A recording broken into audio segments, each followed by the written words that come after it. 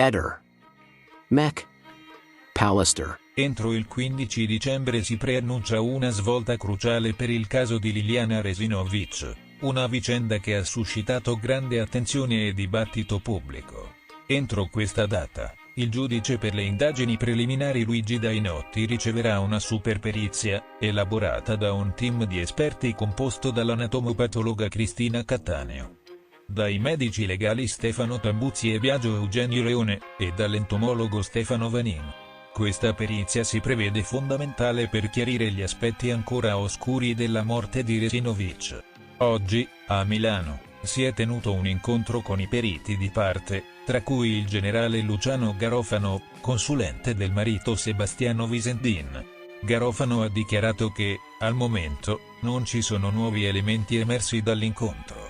Tuttavia, il silenzio delle fonti coinvolte lascia la porta aperta a numerose ipotesi. I risultati preliminari confermano che la causa della morte di Liliana Resinovic è stata asfissia, legata ai sacchetti di plastica in cui il suo corpo è stato trovato.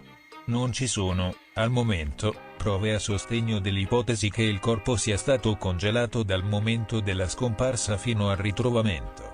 La famiglia di Resinovic continua a chiedere che il caso venga riaperto con l'accusa di omicidio, evidenziando l'assenza di certezze che possano confermare la tesi del suicidio.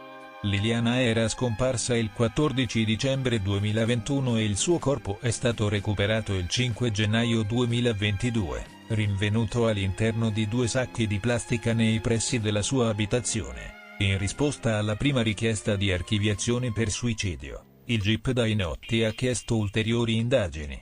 E i chiarimenti attesi dalla superperizia sono fondamentali per il prosieguo delle indagini.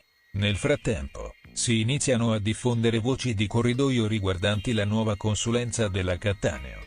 Secondo alcune indiscrezioni, la morte di Liliana potrebbe essere databile al 2 o 3 gennaio e sarebbe stata causata dall'intervento di terze persone, quindi niente suicidio.